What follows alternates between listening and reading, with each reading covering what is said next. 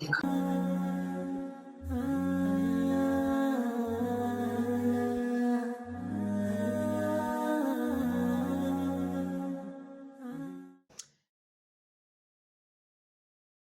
and gentlemen, please put your hands together for Akram Khan Cheema.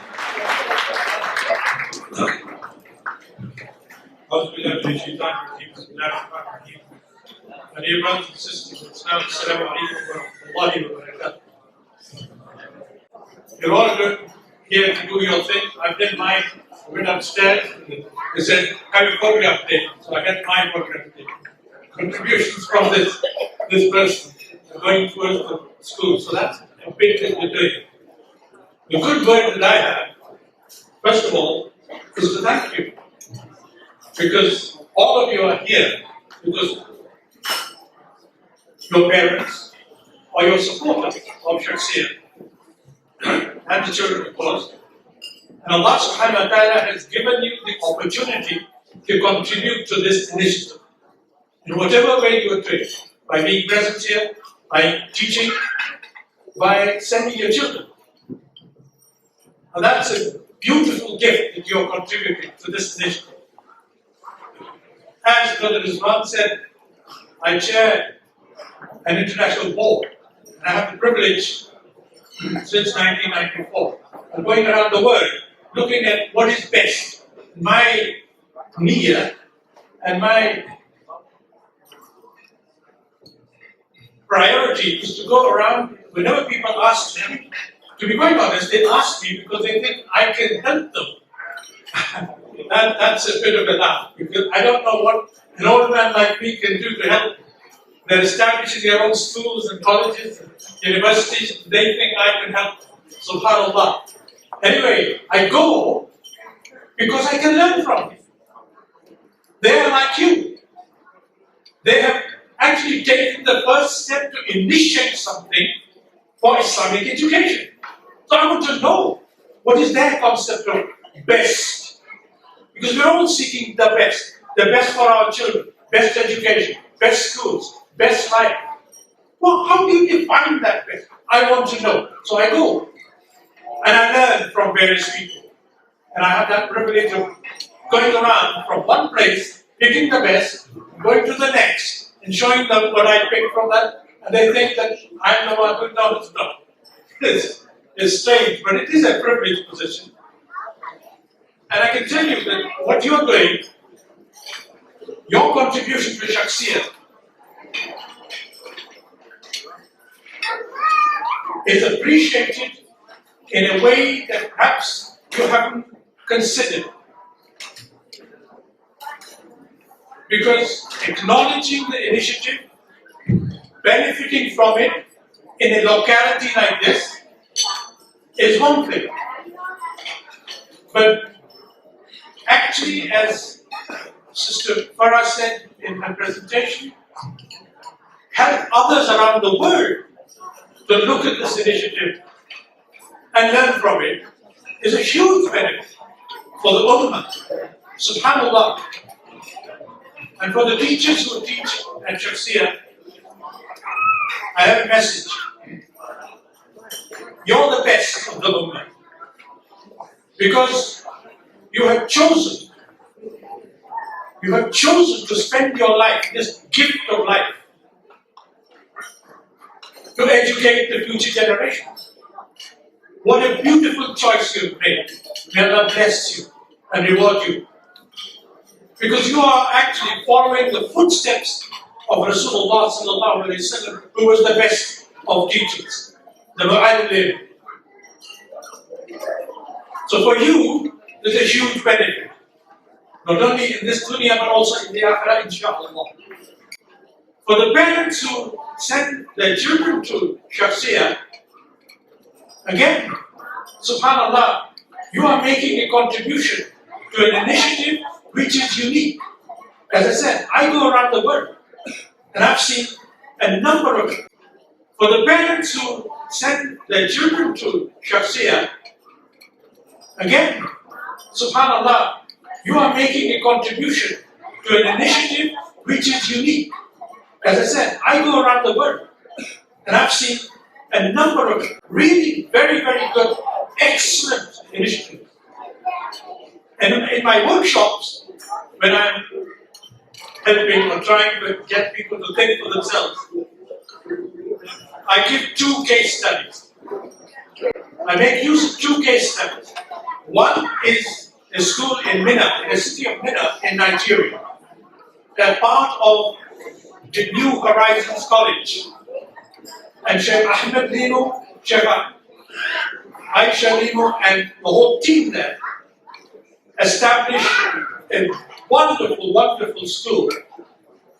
And the products of that school, rather like the products that we saw today on the stage, the alumni, are hugely impressive. And I have learned a lot from that initiative. The second case study I use is Shakhsiyah.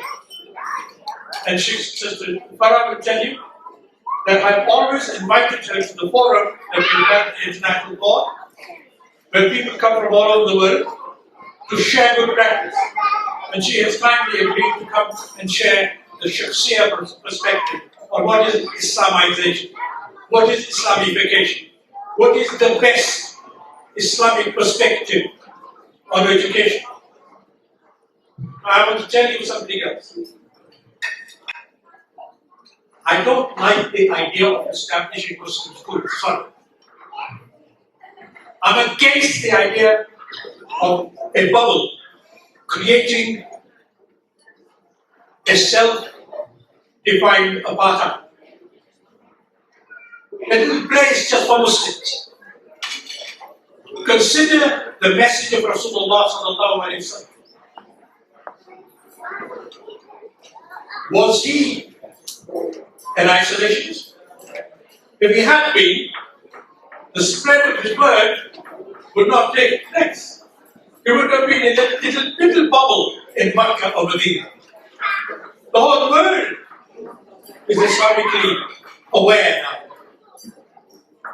So I'm against the idea of establishing Muslim schools, but I am for Shakhsiyah. I'm for Shakhsiyah because I know that Sister Farah and her team, Sister Fawzia and her team, they have got an initiative which is at the cutting edge of invention, creativity. You don't know how fortunate you are here. What a wonderful opportunity they are giving you and your children and your community to benefit with this exceptionally creative and imaginative initiative. SubhanAllah, people around the world would die for it. It's something that you are already contributing. What I want to say to you is, don't just sit there and contribute what you're doing now.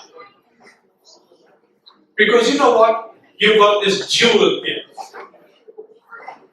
This jewel of an Islamic initiative, the Shakhsiyah Foundation and its schools, which can benefit the Ummah.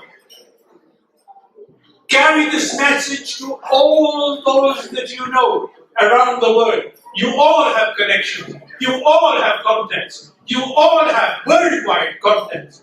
Tell them, show them. Tell them what a wonderful initiative this is. Your contribution today will be wonderful. The money that you give will be a great help. But go down to those contexts that you have around the world. Tell them it's worth investing in this initiative. It's worth investing in the initiative because it is one of the best there is around the world. It is where my sisters, Sister Farah and her team particularly, are thinking positively, thinking about what is best in a way that not many people do. A lot of the so-called Muslim schools appoint an imam, appoint an alima, have Islamic studies period, and that's Islamization. What's the use of having an institution like that? You might as well send your children to a state school, where the majority of children happen to be Muslim. and there are a scattered number of Muslim teachers. No, this initiative is unique because the principles are unique. The principles are Quranic and prophetic. And you can see the outcome of that sort of an initiative. The quality that you saw in the children who were here on the stage before. So please, brothers and sisters, not only, as Sister Farah said, du'as, but also make sure that you're not the only ones who contribute. Let the world know. Raise the awareness to the level where everybody should know that an initiative like this needs all our support to the nth degree, so that this initiative can actually contribute in the way that Sister Farah said earlier, internationally within the Ummah. There's a long way to go. I think she'll be the first one to say. And even the principal, the head teacher that met, Sister Nahdeen, met her last Friday, and she said, work in progress. And that is also positive, because nobody's saying that we are perfect, that we got it all sorted. Why is Sister Farah doing a PhD? Basic reason is because she's advancing her thinking, her own understanding of what is the Islamic perspective. What is the best way forward? What is best for the future? You know, we are living at a time where technology and digital awareness is part of our life. What it will be like for our children in the future, nobody knows. Wallahi, only Allah knows. We're preparing our children for the future. You've heard several speakers say that. What that future will be like, we can only guess. And our best guess is what we are trying to do to provide the best education today. Our best guess. It's almost like crystal ball gazing. But crystal ball gazing with Quran and Sunnah in hearts and minds is far more productive and purposeful than without. That's what Shakhsiyah is all about. One other thing, the last thing I want to say to you. When I came to this country, I was 16 and I was in London, and it was difficult to find a place where we could get halal meat. I'm telling you, 1960, my elder brother, may Allah bless him, brought me over to study. And he used to go to Houston. Those of you who know, old enough to know, one shop where there was halal meat. He used to go once in a month to purchase halal meat so that we could eat once in a month. That was 1960. I started teaching in 1968 in Liverpool, and it took me 6 weeks to identify where I could go to pray. 6 whole weeks. There wasn't a mosque. There was a mosque, everybody said, oh, there's a mosque. I couldn't find where it was. That's how difficult it was to find somewhere you could do Jummah. In those days, they're over. Things move on. Today, alhamdulillah, and we must say shukr. We must say shukr. Alhamdulillah, as Brother Ahmed said, things have moved on. We have a lot to be grateful for. Please, brothers and sisters, don't go around feeling victimized. That's not Allah's way. That is not Allah's way. Cameron and his cabinet can say and do whatever they want. That's their choice. Our choice is to please Allah. And Allah sent us opportunities. Think, brothers and sisters. Before all this about hosted into schools and madrasas and all this radicalization, those terrible victims. Subhanallah. It is all the will of Allah. Can you not see the bigger picture? Can you not see what Allah is providing us? The whole of the media is interested in your views and your views and your views. When do they ask interested in that? When could you stand up and say, I am a Muslim, Islam is perfect, I am not perfect? When could you say that? When did the media come to you?